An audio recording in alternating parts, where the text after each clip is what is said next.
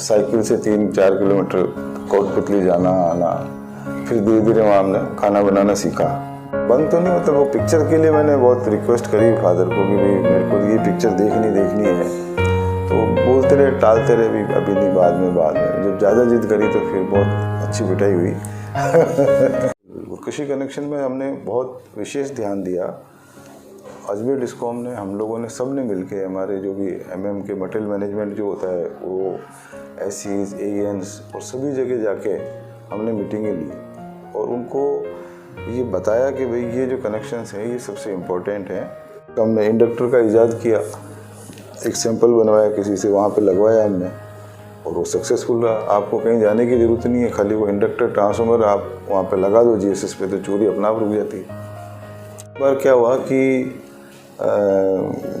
जब मैं ज़्यादा ही फ़ोन फान करने लग गया, आ रहे, तो जब मैं रखा तो वो अपनी जो मेरी बिटिया है उससे बात करने लगी कि वो क्या हुआ, 33 की भी फॉल्ट हो गई, 11 के में क्या हुआ, LT में क्या हो गया। तो मैं ताज्जुब पड़ गया, मैंने इनको इतने, मतलब ये चीज़ें वो सब सीख गए। हाँ, वो सीख गए सुन गया। इकबाल गौसिफ में आपका स्वागत है। मैं हूं इमरान। आज हमारे साथ हैं AVNL के MD NS निवान साहब। उनसे जानते हैं उनकी ज़िंदगी का दूसरा पहलू। सर, हमारे कार्यक्रम में आपका बहुत बहुत स्वागत है। थैंक यू सर, 84 में आपकी पहली पोस्टिंग थी जी, JN के पद पर। उससे पहले क्या स्ट्रगल रहा और बचपन कहाँ गुजरा सर आपका? मेरे पिताजी वेटनरी डॉक्टर थे, सरकारी नौकर थे, तो उनकी अलग अलग जगह पोस्टिंग होती थी। तो बचपन में मैं जैसे नागौर, जैसलमेर, भीलवाड़ा ऐसी जगहों पर फादर के साथ रहता था और अलग अलग स्कूलों में पढ़ने का मुझे अनुभव हुआ। अलग अलग टीचर्स के साथ मतलब हम लोगों ने शिक्षा प्राप्त की, तो वो एक अलग अनुभव था। और बाद में मैंने इंजीनियरिंग में 76 में एडमिशन लिया। तो जब मैं 10th में था, 75 में, नागौर में थे हम लोग, तो मुझे ये पता नहीं था कि भाई ऐसे आपके परसेंटेज बेसिस के ऊपर उसमें एडमिशन होता है। मैं तो, मेरी पढ़ाई में थोड़ा तेज़ था और रात को पढ़ता था तो थोड़ा डर भी लगता था मुझे। तो पिताजी को बोलता था भाई आप साथ में लेट जाओ, तो वो पास में सो जाते थे, मैं पढ़ता रहता था 12-1 बजे तक। तो जब मेरा रिज़ल्ट आया तो हमारे सामने एक फादर के अंडर में एक रहते थे, अधिकारी थे, उनका एक लड़का था, उसको सारा पता था भाई जोधपुर MBM में ऐसे ऐसे एडमिशन होता है, इतने नंबर लाने हैं, ऐसे पढ़ाई करनी, तो वो करता रहता था, लेकिन मेरे को ऐसा ध्यान नहीं था। तो जब रिज़ल्ट आया तो उसके तो बहुत कम नंबर आए और मेरे 79% के आसपास आए थे। फिर फादर ने मुझे, मैं अजमेर था गर्मी की छुट्टियों में, तो मेरे को कॉल किया कि भाई फॉर्म भरो। तो फिर मेरा एडमिशन डायरेक्ट उसके अंदर इलेक्ट्रिकल के अंदर हो गया। तो 76 से और 81 तक मैं MBM इंजीनियरिंग कॉलेज में पढ़ा। और हॉस्टल की तो आपको पता ही है कि बहुत अलग एक लाइफ होती है। और ऐसे जो कहते हैं कि भाई जो हॉस्टल वाली लाइफ है वो दोबारा कभी नहीं आती। इतना एंजॉय जो करते थे वहाँ, हम लोग पढ़ाई भी करते थे और सब फ्रेंडशिप जो थी वहाँ, अभी भी हमारे जो साथ के थे अभी हम लोग मिलते हैं। तो वो एक अलग ही ज़िंदगी का एक अलग अनुभव होता है हॉस्टल लाइफ का। उसके बाद फिर हमारे RSCB में वांट्स बाद में निकली थी, तो मैंने दौसा में एक कोई डगुटा माइंस थी, वहाँ भी 3-4 महीने काम किया। फिर अप्रेंटिसशिप की पोस्ट निकल गई RSCB में, तो 1 साल में बांसवाड़ा रहा था अप्रेंटिसशिप के अंदर। वहाँ पर एक जो अपना माही डैम है, वहाँ हमारा एक जनरेटिंग स्टेशन बन रहा था, उस पर काम किया था। तो एक अमेरिकन रिवॉल्विंग क्रेन आई थी बाहर से, उसके उस वक्त सारे जो कनेक्शंस वगैरह थे वो मैंने किए थे अपने हाथों से। उसके बाद मेरा इसमें RSCB में सिलेक्शन हो गया। तो 84 में मेरे को जो पोस्टिंग मिली वो शुरू में मिली थी कोटपुतली के अंदर। कोटपुतली में 3-4 किलोमीटर दूर था GSS 132 की GSS। तो वहाँ खाना वाना बनाना मेरे को आता नहीं था, तो फिर हम ढाबे में खाना खाने जाते थे। साइकिल थी उस वक्त, हॉस्टल में भी साइकिल थी, वही साइकिल हमारे पास में थी उस वक्त। साइकिल से 3-4 किलोमीटर कोटपुतली जाना आना। फिर धीरे धीरे वहाँ हमने खाना बनाना सीखा। अकेले रहते थे, दूसरे चिकन्स भी थे साथ में, तो चावल दाल वगैरह बनाते थे। फिर बाद में मेरा ट्रांसफ़र जो है यहाँ अजमेर हो गया था, D2 के अंदर, जो कि ये दरगाह बाज़ार पूरा अंदर का जो एरिया है उसके अंदर मेरे को JN बनाया गया। वहाँ फिर हमने काफ़ी काम किया और अलग अलग जगह जो लोड बहुत ज़्यादा होता था, लाइनें बंद होती थी, फ्यूज उड़ते थे, तो वहाँ हमने ट्रांसफार्मर्स लगाए। और बहुत पतली पतली गलियाँ थी जैसे कि मदार गेट और इसके अंदर, तो वहाँ पे हमने एलटी लाइन वगैरह खींचना, काफ़ी उस सिस्टम को हमने इम्प्रूव किया। उसके बाद फिर मेरा जो है प्रमोशन हुआ मदार में, मैं एएन बना था, टीए बना।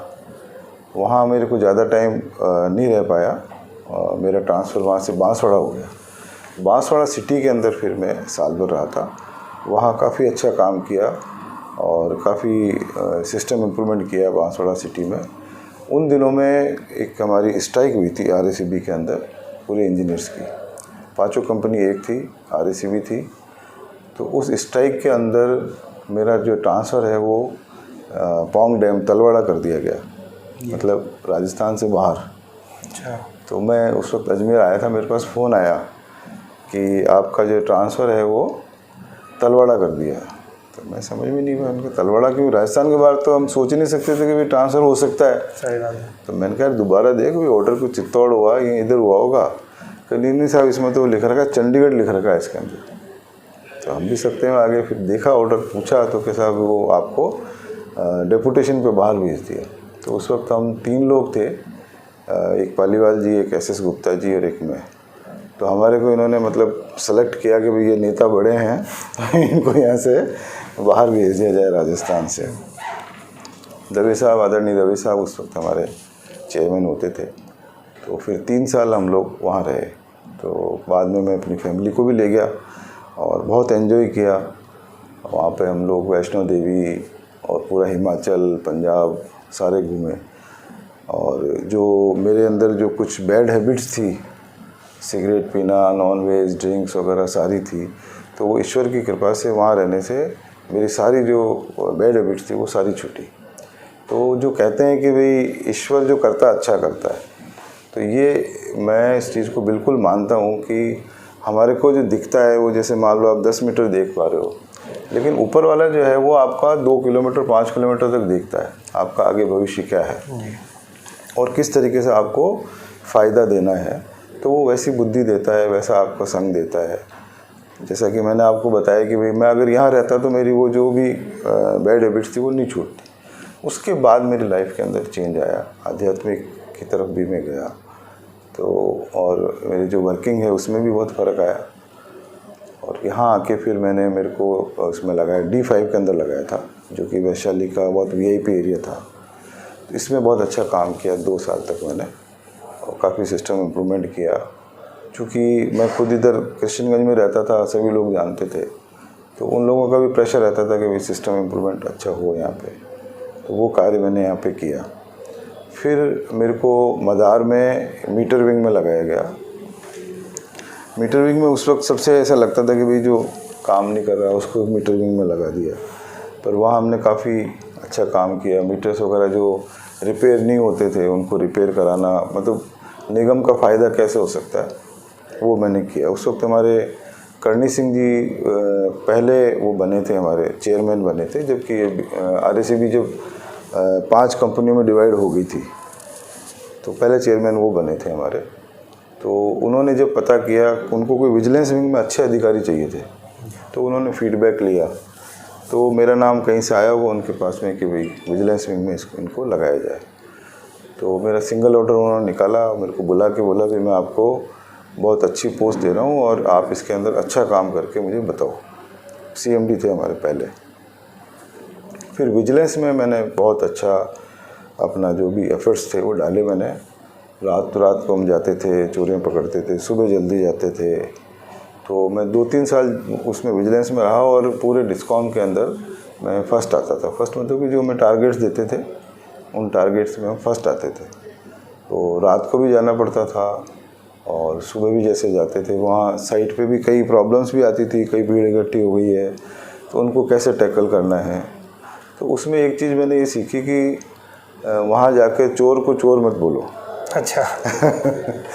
मतलब जैसे चोरी पकड़ते तो वो क्या आदमी भी घबरा जाता था, या फिर वो फेस करेगा आपको, कुछ धक्का मुक्की करने की कोशिश करता है, या कई लोग और इकट्ठे करता है। तो हम उनको जाते थे, चोरी पकड़ते थे, हम बोलते थे भाई आप तो बहुत अच्छा आदमी हो, और आपने किसी के कहने पे या किसी आदमी ने ये तार लगा दिया तो आपकी कोई गलती नहीं है, पर ठीक है इसका जो भी जुर्माना है वो आप हमें भर दो। तो वो शीट बना के फिर हम लोग आते थे, तो हमारा वहाँ पे कोई ऐसा विरोध नहीं होता था, बल्कि साथ बैठ के चाय पी के भी आते थे। तो वहाँ साइट पे जो आपका बिहेवियर कैसा रहता है वो विजिलेंस विंग में एक अलग तरीके का आपको रखना पड़ता है। इस वजह से हम मतलब मेरे 2-3 साल के टेन्योर में कहीं पे भी हमारे साथ कोई इस तरह की मिस हैपनिंग कभी नहीं हुई। इस तरीके से मैं 3-1 साल उसमें रहा। उसके बाद सैनी जी हमारे एक चेयरमैन साहब बने। तो अजमेर का जो सिस्टम है वो बहुत ख़राब था। सिस्टम मतलब कि जो सप्लाई सिस्टम था वो बहुत ख़राब था। सिंगल सोर्स पे सप्लाइयाँ थी, बंद हो जाती रात को 2-2 4-4 घंटे नहीं आती थी। तो उस वक्त फिर उन्होंने मेरे को सेलेक्ट करके और HT मेंटेनेंस एक हमारे होती है विंग होती है यहाँ पे HTM, उसमें मुझे लगाया और बुला के बोला कि भाई ये सिस्टम मेरे को पूरा सुधारना है अजमेर का, आपको स्पेशली मैं लगा रहा हूँ। तो यहाँ पे 33 की और 11 kV की रिंग और नए GSS आप बना के मुझे दो। हालांकि फिर वो सैनी जी ज़्यादा टाइम नहीं रहे थे, नए चेयरमैन साहब आगे थे हमारे। तो मैंने फिर अजमेर सिटी के अंदर जगह देख के और नए GSS के लिए ज़मीनें ली।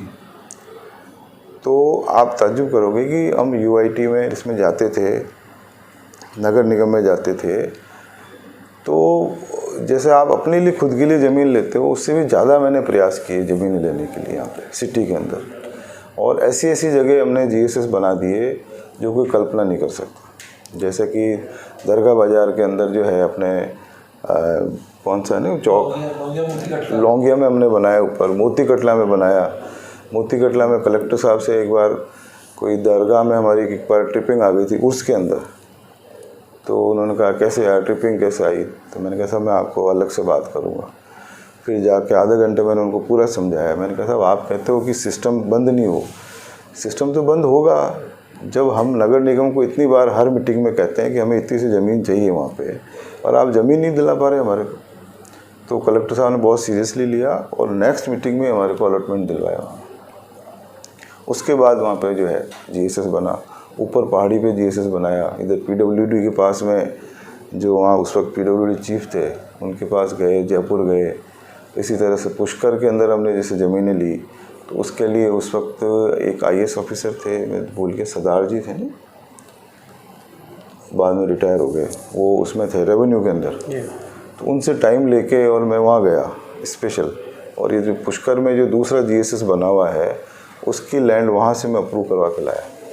तो GSS काफ़ी बनाए। फिर सिटी के अंदर हमने 33 kV की एक रिंग सिस्टम डेवलप कर दिया कि लाइट अगर आपकी इधर से बंद हो तो दूसरी तरफ से आप चालू कर सकते हो। ये पूरा अजमेर सिटी का जो है पर्वतपुरा एक लाइन तो हमने फिर जब 132 kV GSS कोटड़ा बन गया तो हमारे एक बहुत अच्छे इंसाफ थे DC शर्मा जी, उनको मैंने बोला कि मेरे को ये लाइन हजारीबाग चाहिए।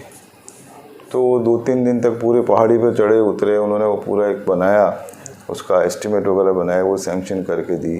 तो आज कोटड़ा से हजारीबाग जो अपना है वो पहाड़ी पे से एक लाइन जाती है, वो जुड़ी हुई है। तो ये इंटरकनेक्शंस हमने जो पूरे कराए। एक हमने KEM के अंदर एक बहुत छोटी सी ज़मीन थी, उसके बारे में सब जगह से बात करके और बहुत मुश्किल से वो अप्रूव करवाई हमने कलेक्टर और इन लोगों से। उस पर GSS बनाया। तो पूरा जो आपका हार्ट ऑफ सिटी है उसके अंदर जो सप्लाई देनी थी वो दी। और हाथीबटा से लेके हजारीबाग तक डबल अंडरग्राउंड केबल डाली 33 kV की उस वक्त हमने सैंक्शंस लेके। और मेरा तो एक आइडिया वो भी था कि घंटाघर के पास में हमारा एक GSS ट्रांसफार्मर बना हुआ है, उसकी जगह बड़ा पावर ट्रांसफार्मर लगा देंगे तो वो अपना पूरा सिस्टम उससे सही हो जाएगा। बाद में एक बार जब मैं जयपुर गया तो जयपुर में मैंने देखा कि भाई यहाँ पे भी एक तरह का सारा अंडरग्राउंड सिस्टम है। वो स्कीम बना के फिर मैंने यहाँ अजमेर में दी, वो जो बाद में इम्प्लीमेंट हुई। आज की तारीख में जो मेन सिटी अंडरग्राउंड है ये मेरी बनाई हुई है। बीच में मेरा ट्रांसफ़र हो गया नागौर, ऐसे ही बना के मेरे को नागौर लगा दिया गया। तो नागौर की तो कहानी बिल्कुल ही अलग है एकदम। और वहाँ सारा क्योंकि सब किसान हैं तो उनको किसानों को तो सिर्फ बिजली चाहिए, क्योंकि वो खेती से ही अपना जीवन निर्वाह करते हैं। तो वहाँ काफ़ी हमने स्ट्रगल किया, चीज़त बहुत थी, चोरी बहुत थी, उसको भी रोका। और पब्लिक की भी बहुत हमने हेल्प करी। जो नए ट्रांसफार्मर्स लगाने थे पावर ट्रांसफार्मर वो लगाए। और लाइन ट्रिपिंग होती थी वो हमने कम की, लॉसेस कम किए, रेवेन्यू बढ़ाई। मतलब मैं जब वहाँ पे था ऐसी 11-12 में, तो फर्स्ट टाइम 100% रेवेन्यू रिकवरी हुई थी। सर्विस पीरियड की कोई घटना याद है सर आपको जो मोटिवेट करती हो आपको, या आपको आज को टेंशन क्रिएट करती हो कार्यकाल में? टेंशन तो देखो, हमारी जो बिजली बोर्ड की जो हमारी है सर्विस है, उसमें तो हर मेरे दिन ही कोई ना कोई टेंशन आते रहते हैं हमारे पास में। पर पब्लिक के साथ अच्छा बिहेवियर जो करते हैं तो वो बाद में जाके पे होता ही है। हॉस्टल लाइफ आपने जी सर, आज भी उन दोस्तों से मिलते हैं आप जो हाँ, बिल्कुल। हमारे एक फ्रेंड की तो डेथ हो गई, बाकी 4-5 हमारे फ्रेंड जो ग्रुप था वो अभी भी साल में एक बार हम लोग मिलते हैं, कहीं भी लोकेशन पे चले जाते हैं। किस तरह की लाइफ रही सर हॉस्टल लाइफ, कोई बताना चाहेंगे? अब देखो, हॉस्टल लाइफ में तो सारे काम करते थे भाई, सारी मस्तियाँ होती थी, ड्रिंक भी करते थे। परिवार में किसके नज़दीक ज़्यादा रहे सर आप? नहीं, मैं तो दोनों मदर फादर के दोनों नज़दीक ही था, पर फादर के नज़दीक थोड़ा ज़्यादा था। कभी स्कूल से बंक मारा आपने और उसको लेकर के भी पिटाई हुई आपकी? हाँ, वो हम भीलवाड़ा थे तब पिक्चर देखने का जैसे बच्चों को शौक़ होता है, तो बंक तो नहीं, मतलब वो पिक्चर के लिए मैंने बहुत रिक्वेस्ट करी फादर को कि भाई मेरे को ये पिक्चर देखनी है।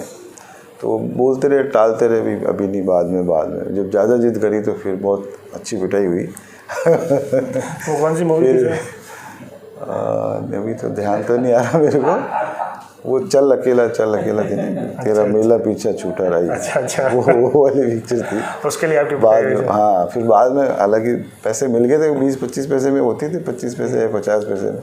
फिर संघर्ष पिक्चर थी शायद, वो थी, तो उसमें अच्छी पिटाई हुई। और एक मेरे को घटना याद आ रही, मेरे से जो बड़े ब्रदर थे, हम जब छोटे थे जवाजा के अंदर, तो वो पढ़ने जब उनको बोलते थे स्कूल जाने के लिए तो वो जाते नहीं थे। तो पिताजी एक दिन उनकी पिटाई लगा रहे थे, तो मैं छोटा था उनसे 2 साल, तो मैं डर गया। मैंने कहा पता नहीं किस लिए पिटाई हो रही है, क्या हो रहा है। तो मैं एक थैला पड़ा था, वो उठा के आगे चल दिया। तो फिर वो उनको बड़े वाले भाई साहब को भी लेके आया, हमारा जो पियोन था वो लेके आया उनको। तो मैं भी बैठ गया उसके साथ में स्कूल। तो टीचर ने कहा भाई इसको, ये तो अभी छोटा है। तो फिर फादर से बात की होगी, तो उन्होंने कहा चलो इसको ही बैठा लो। तो फिर हम दोनों ही जो है साथ पढ़ने लगे। मतलब मैं 2 साल पहले ब्रदर से पढ़ने लग गया था, तो हम साथ ही पढ़ते थे, हर क्लास के अंदर साथ थे। तो 9th में आके फिर वो शायद एक बार फेल हो गए बड़े वाले भाई साहब हमारे, तो मैं आगे हो गया, जैसे कई बार कहानी में स्टोरी में होता है ना। तो मैं उनसे मेरे 1 साल आगे था, वो 1 साल पीछे हो गए मेरे से, जबकि वो 2 साल बड़े थे मेरे से।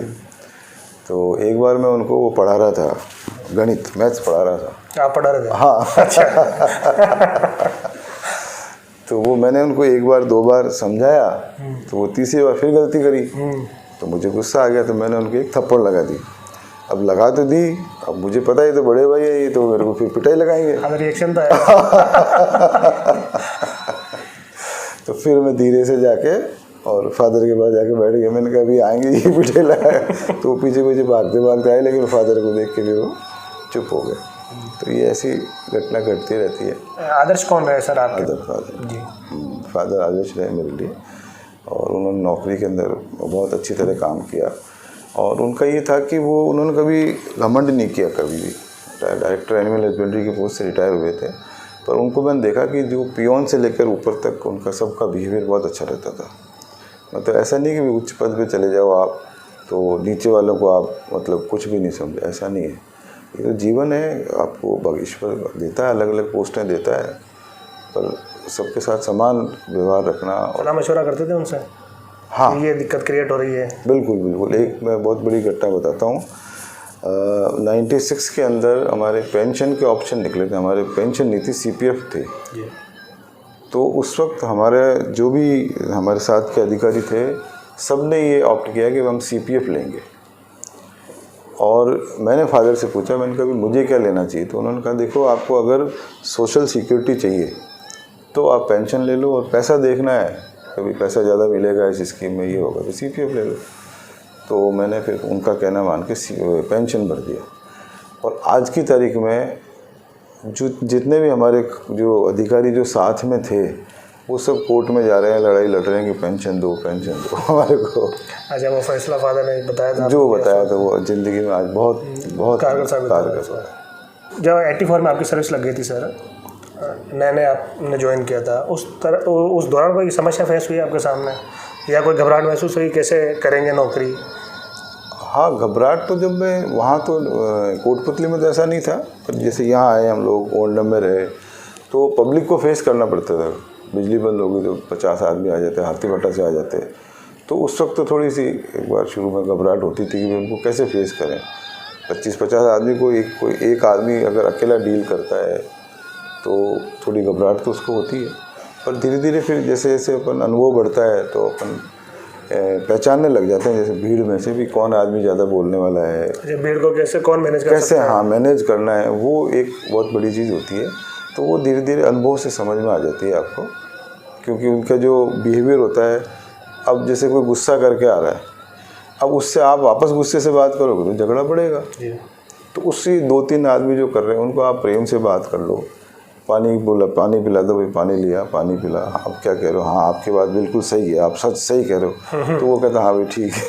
अपन कहे भाई तू गलत बोल रहा है, सप्लाई बंद होगी तो क्या हम क्या करें, ये क्या करें। तो वो चीज़ थोड़ी सी आपको आनी चाहिए कि पब्लिक को कैसे डील करना है। ये हमारी मतलब जो RSAB की या AVNL की जो लाइफ है, इसमें बहुत ज़रूरी है। तो सक्सेस वही हो पाता है जो पब्लिक को डील कर पाता है। JN से MD तक का सफ़र आपने तय किया सर, कैसे देखते हैं पूरे सफ़र को? नहीं, यही है कि भाई अपने को सिंसियरिटी से और ईमानदारी से काम करना चाहिए, डेडिकेशन होना चाहिए आपको। मेन चीज़ तो ये है, आपको जो भी काम मिला है उसका डेडिकेशन आपको पूरा, आप उसमें खो जाओ कि भाई जिस पद पे आपको, जैसे अलग अलग पद पे लगाया, मेरे को मीटर में लगाया, विजिलेंस में लगाया, स्टोर में लगाया, ओनडम में लगाया, तो जिस पद पे आप रह रहे हो तो उसमें पूरा खो के कैसे आप निगम को बेनिफिट दे सकते हो, कैसे आप फ़ायदा पहुंचा सकते हो, या क्या नया इनोवेशन कर सकते हो आप। भाई रूटीन में तो चल ही रहा है, लेकिन नया इनोवेशन क्या कर सकते हो, वो चीज़ सोचनी चाहिए। जैसे मैंने बताया नागौर में मैं ऐसी रहा, उसके बाद जब यहाँ चीफ था मैं रिटायरमेंट से पहले, तब ये दिमाग में आई कि भाई वहाँ पर जो चोरी है, हम जाते हैं तो झगड़ा होता है, तो उसको बिना जाए अपन कैसे रोक सकते हैं। तो वो चीज़ सोचते सोचते सोचते, चूँकि टेक्निकल है, तो एक हमने इंडक्टर का इजाद किया, एक सैंपल बनवाया किसी से, वहाँ पे लगवाया हमने, और वो सक्सेसफुल रहा। आपको कहीं जाने की ज़रूरत नहीं है, खाली वो इंडक्टर ट्रांसफार्मर आप वहाँ पे लगा दो GSS पे, तो चोरी अपने आप रुक जाती है। आप पिता के ज़्यादा नज़दीक रहे सर, लेकिन एक कहावत है, हर सफल आदमी के पीछे एक औरत का हाथ होता है। भाभी जी का कितना महत्वपूर्ण योगदान है पूरे सफर। उनका तो देखो पूरा ही है जी, उसके बिना तो कुछ हो नहीं सकता, क्योंकि जो जीवन संगिनी है वो आपको प्रेरणा भी देती है, वो आपको गलत राह पे जाने से भी रोकती है।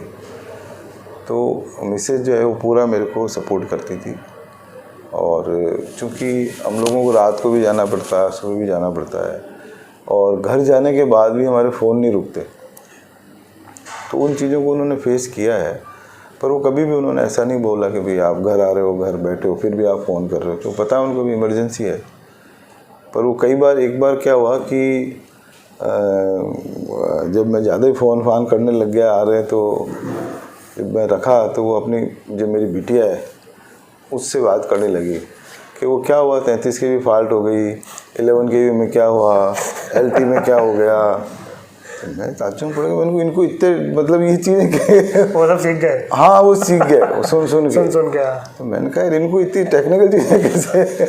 तो कहीं रोज़ सुनते हो आपसे, मैं ये बोलते रहते हो, ये हो गया, पावर ट्रांसफार्मर जल गया, वो जल गया। तो फिर मेरे को लगा, मैंने कहा यार ये शादी कहाँ हुई सर आपकी?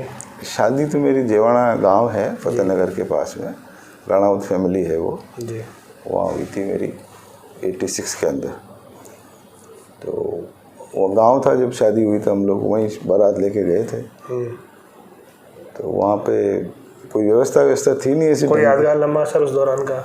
हाँ, वो एक आप हंसोगे हो तो कोई व्यवस्था है उस वक्त 86 में कोई सही नहीं थी। स्कूल में ठहराया था, तो जब नहाने के लिए बारातियों के लिए उन्होंने बहुत टंकी बनी हुई थी पानी की गांव की, उसके नीचे 2 बाथरूम थे, उसमें बोल दिया। तो हमारे अंकल जी बहुत मजाकिया थे, तो एक हमारे ओम सिंह जी करके थे कोई, तो वो नहाने गए, तो वो उनके क्या सर पे बाल नहीं थे। तो जब नहाने गए ना, तो हमारे अंकल ने उनको हंसते हुए कहा कि भाई पहली धार जो मतलब तो ऊंचा था ना, वो तो बहुत प्रेशर से पानी आ रहा था। तो कहला पहली धार जो है ना सर पे मत लेना, कंधे पे लेना। तो ऐसे हंसी मजाक उसमें चलती रहती है। शौक क्या क्या है सर आपके? शौक मेरे संगीत सुनने का शौक है मेरे को। क्या सुनते हैं सर संगीत? मैं सभी गज़ल सुनता हूँ ज़्यादा, और म्यूज़िक ये जो अपना लाइट म्यूज़िक है वो, लिरिकल सॉन्ग्स जो होते हैं वो सुनता हूँ, और संगीत ये जो अपना भजन वगैरह है वो सुनता हूँ। ज़्यादातर क्या गुनगुनाते हैं आप? भी पुराने संगीत है वो सुन लिया तो वो गाने लग जाते हैं। पर संगीत सुनने से मेरे को जो भी टेंशन है मेरा दिन भर का वो सारा दूर हो जाता है। शाम को जाके 2-3 गाने, मैंने घर पे अच्छा बॉस का सिस्टम ले रखा है, हाँ, तो उस पर मैं 2-3 गाने तेज करके सुन लेता हूँ, बस उससे मेरा। अच्छा, ये रूटीन आपका रोजाना सुनते हैं आप? हाँ, 1-2 गाने सुन लेता हूँ जाके खाना खाने के बाद। आखिरी सवाल सर, डिस्कॉम में आपने काफ़ी नवाचार किए हैं, क्या कहना चाहेंगे सर इनको? देखो, नवाचार तो बस जो हमारे दिमाग में सोच में आती है तो उसको हम बोलते हैं, पर वो इम्प्लीमेंट तो जो हमारे सभी साथी लोग हैं वही करते हैं तब सक्सेस होता है। तो इसका तो श्रेय तो मैं उन सभी को देता हूँ जिन्होंने, जैसे मैंने कोई एक चीज़ बताई पर इम्प्लीमेंट वो कर रहे हैं, तो श्रेय तो उन्हीं को जाता है। पर चूँकि मैं रेगुलर सोचता रहता हूँ, जो भी चीज़ हमारे सामने आती है कि भाई ये कठिनाई आई, तो उसके बारे में सोचते हैं भी इसको कैसे अपन दूर कर सकते हैं। बाकी मेरा ये रहता है कि एक अच्छे से अच्छा सिस्टम हम पब्लिक को देवें, और उसके अंदर जो हमारे उपभोक्ता हैं उनको तकलीफ़ कम हो, कनेक्शंस के अंदर, बिजली के अंदर, बिलों के अंदर। अभी जैसे हमने 2 सर्किल के सारे मीटर हमने बदल दिए जो डिफेक्टिव थे, और ये किया कि आगे से सारे मीटर कोई भी डिफेक्टिव नहीं रहेगा।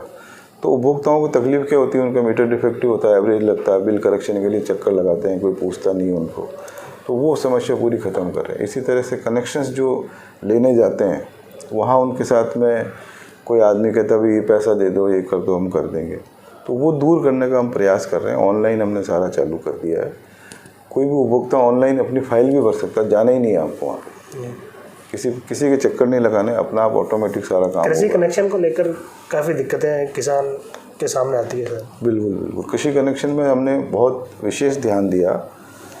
अजमेर डिस्कॉम ने, हम लोगों ने, सब ने मिल के, हमारे जो भी MM के मटेरियल मैनेजमेंट जो होता है वो SCs, ANs और सभी जगह जाके हमने मीटिंगें ली और उनको ये बताया कि भाई ये जो कनेक्शंस हैं ये सबसे इम्पोर्टेंट हैं, और इसमें हमारे को राज्य सरकार ने भी जो बिल्कुल विशेष बोला हुआ कि ये कनेक्शंस आपको पूरे करने हैं, टारगेट दी थी हमारे को।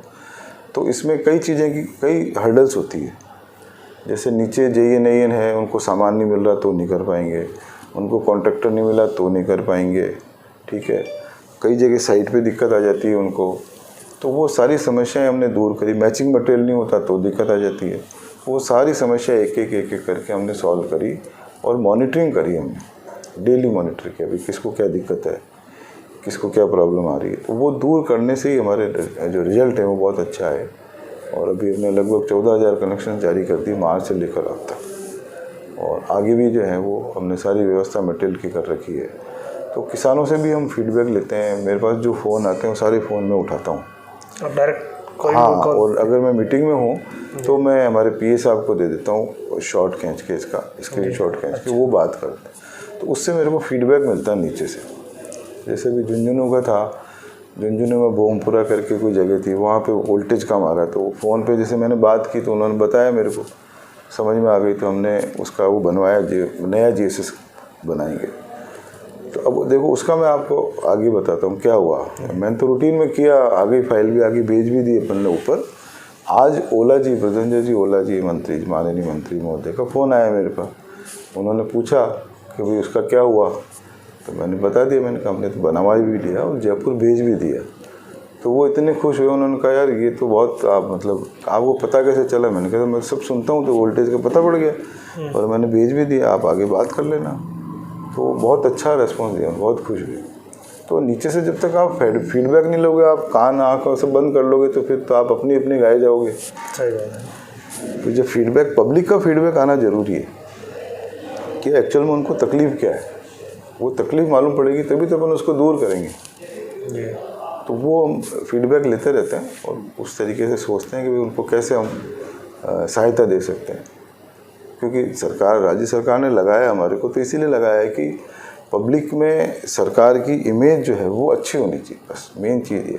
तो उनको किस किस कारणों से परेशानी है वो दूर करने का ये हमारा ध्येय है। बहुत बहुत धन्यवाद सर आपका। Thank you.